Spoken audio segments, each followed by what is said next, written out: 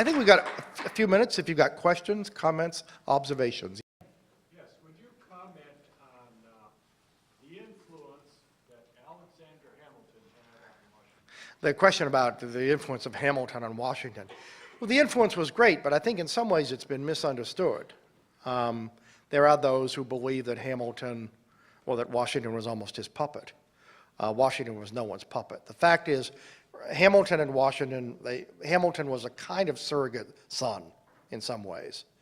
But he was a very prickly personality. He had become very close to the general during the Revolution, and then he had actually staged an argument to declare his own independence. And as a measure of Washington's largeness, that he didn't hold a grievance, he didn't hold a grudge against Hamilton, that he brought Hamilton into the cabinet, made him Secretary of the Treasury, without a doubt the most important Secretary of the Treasury in American history. He defined American capitalism and really in many ways shaped the American government. But in doing that, he was acting very much in line with Washington's own preferences. That's the reason why I quoted Washington before his inauguration. He thought he saw a path. Well, guess what? It was the path that Hamilton saw too. Yeah? What was his greatest failure and or disappointment in doing the same thing? That's a good question. Well, he was aging, and his greatest disappointment was he didn't want to run for a second term. In fact, he actually thought he might quit halfway through his first term. And it quickly became apparent that wasn't practical.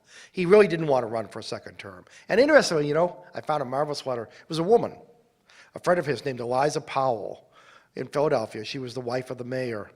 And she understood Washington's vanity. And she appealed to his vanity to get him to run for a second term.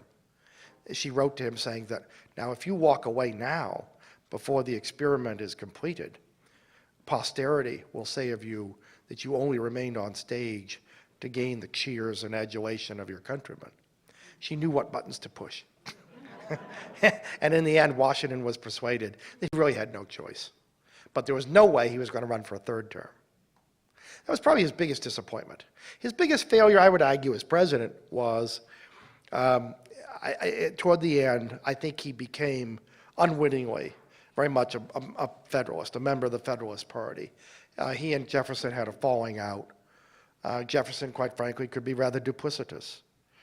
Jefferson convinced himself that he was completely apolitical, and in fact, he was really the founder of the Democratic Party.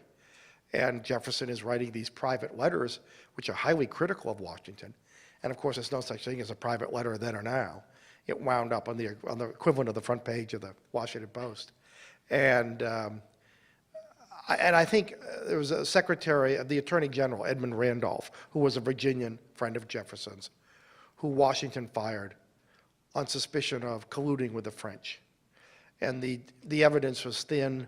It's still debated 200 years later whether Randolph should have been treated the way he was. But I think at that point, Washington was beginning to be suspicious about enemies. And there was no shortage of them. But I think his hold, in some ways, was beginning to weaken. He knew himself. He knew it wasn't simply he didn't want to run for a second term because he didn't want the burden of the presidency. I think he had a very shrewd grasp of his own strengths and his own weaknesses, and he didn't want to test the latter.